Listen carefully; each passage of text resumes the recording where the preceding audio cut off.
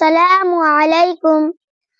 কত নম্বর হাদিস শরীফ? মা আসফালা মিনাল কাবাইনি মিনাল ইজারি ফিন্নার। কত নম্বর হাদিস শরীফের অর্থ পুরুষের টাকনুর নিচে যে অংশ পায়জামা বা লুঙ্গি দ্বারা ঢাকা থাকে তা দোজখে যাবে।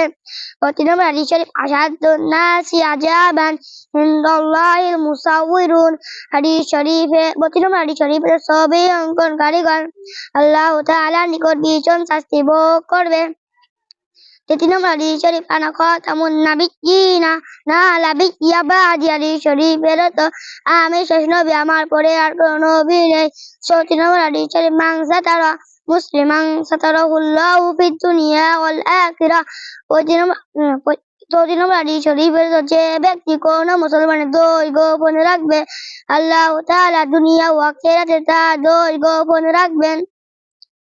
২৫ নম্বর হাদিস শরীফ লা তাত্তাখিযুল কুবুর মাসাজিদ। ২৫ নম্বর হাদিস শরীফের অর্থ কবরকে সিজদা করো না। ৩৬ নম্বর হাদিস শরীফ কুম ফিদ দুনিয়া কান্নাকা গরিবুন আও আবিরুস সাবিল। ৩৬ নম্বর হাদিস শরীফ দুনিয়াতে এমনই ভাবে থাকো যেমন কোন মুসাফির বা পথিক থাকে। ৩৭ নম্বর হাদিস শরীফ ইন্নাল উলামা ওয়ারাসাতুল আমবিয়া। হাদিস শরীফের আলেম গরিব পয়গম্বর গণের ওয়ারিস। ৮ নম্বর হাদিস শরীফ আদ-দালু আলাল খায়রি